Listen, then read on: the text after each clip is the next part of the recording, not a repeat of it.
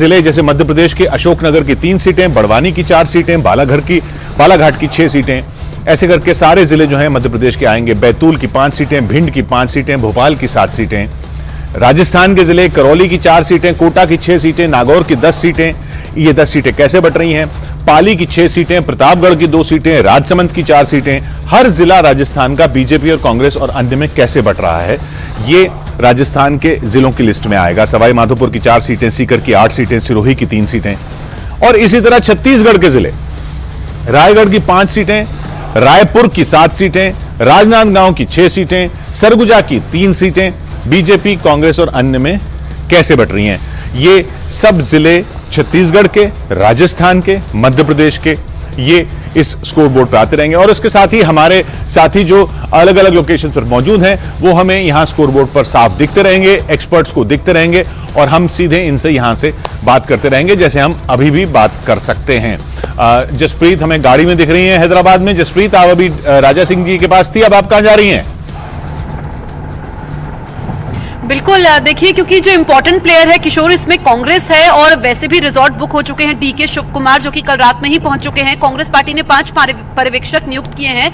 अब इस वक्त हम लोग जा रहे हैं हनुमंत राव के घर पर जा रहे हैं, उनसे हम बातचीत की कोशिश करेंगे, क्योंकि कांग्रेस जो एग्जिट पोल दिखा रहे हैं नतीजे, लेकिन आज तो कुछ घंटों में तस्वीर साफ हो जाएगी कि एग्जैक्ट होंगे नहीं होंगे। बॉर्डर लाइन है, क्योंकि जादुई आंकड़ा 60 है, 119 विधानसभा सीटें हैं। ऐसे में कांग्रेस को डर है कि कहीं उसके विधायक बीआरएस के पाले में ना चले जाएं।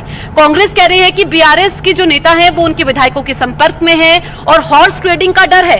ऐसे में पहले से कांग्रेस की तरफ से तैयारी की गई है। हालांकि जब ये हॉर्स ट्रेडिंग और ये विधायक इधर से उधर जाना, ये बात कई पार्टियां कह रही हैं कि हमारे न खींच ले जाएं, हमारे न खींच ले जाएं, और कह रही हैं हमने भी तैयारी की हुई है। खैर, अब सबसे ज्यादा जो सूरज निकला हुआ दिख रहा है वो यतेंद्र के पास दिख रहा है रायपुर में, लेकिन वहां पर अभी भी उतना ही सन्नाटा दिख रहा है। यतेंद्र, आपके पीछे पर साफ सफाई दिख रही है फर्श की कांग्रेस दफ्तर के।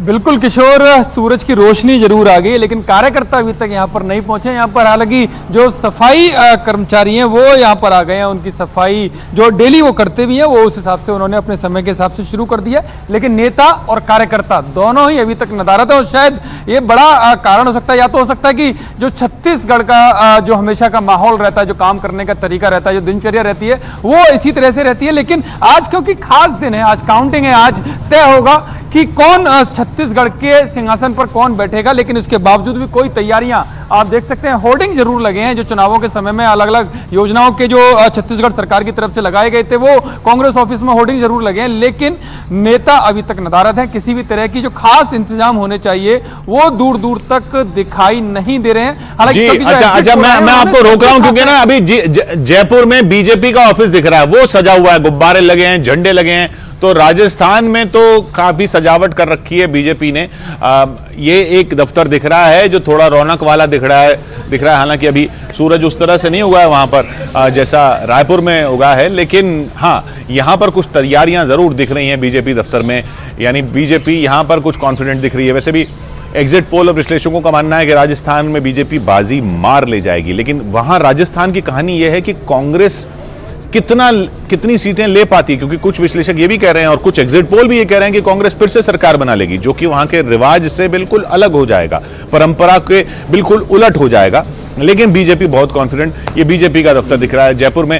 और अब फिर मध्य प्रदेश चलते हैं, फिर चलते हैं अरुण के पास। अरुण, आपके पीछे भी अभी कुछ खास रौनक है नहीं, मीडिया ही दिख रहा है।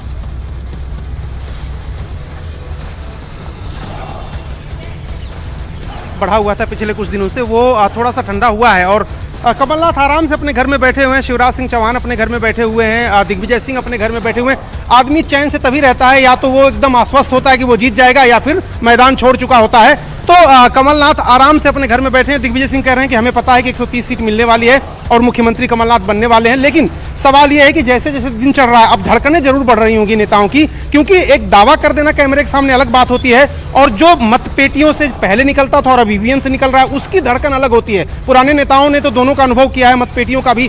शाम तक, अगले दिन तक जो मतगणना चला करती थी, और अब ईवीएम के 2-3 घंटे 4 घंटे में नतीजे आ जाते हैं।